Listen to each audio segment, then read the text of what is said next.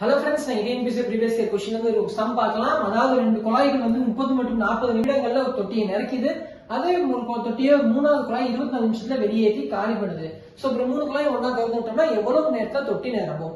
அதாவது ஃபர்ஸ்ட் குழாய் 30 நிமிஷத்துலயும் செகண்ட் குழாய் 40 நிமிஷத்துல நிரக்கிது. தேர்ட் குழாய் 24 நிமிஷத்துல வெளியேற்றுது. சோ மூணே ஒண்ணா திறக்கிறாங்க. எப்படி அந்த தொட்டி நிரம்ப எவ்வளவு ஆகும்னு கேக்குறாங்க. சோ அதுக்கு திறன் ஃபார்முலா கண்டுபிடிக்கிறோம்.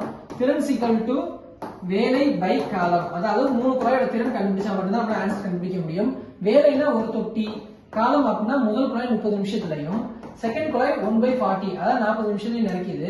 தேர்ட் குழாய் 1 - 24. ஏன் அப்ப மைனஸ் போடுறோம் அப்படின்னா இங்க வந்து தொட்டியை வந்து தனியாக வெளியேற்றுது. ஸோ அதனால மைனஸ் போடுறோம். இது மூணுக்கும் நீங்க எல்சிஎம் எடுத்தீங்க அப்படின்னா 120 அப்படின்னு வரும். ஸோ இப்போ கீழே 120 வருமா 4 பெருக்கும், மேலே 4, கீழே 120 வருமா 3 பெருக்குமா, ஸோ மேலே 3 மைனஸ் கீழே 120 வரணும்னா 5 பெருக்குமா, அப்போ மேலே 5. சோ இப்போ ரெண்டையும் கூட்டுங்க.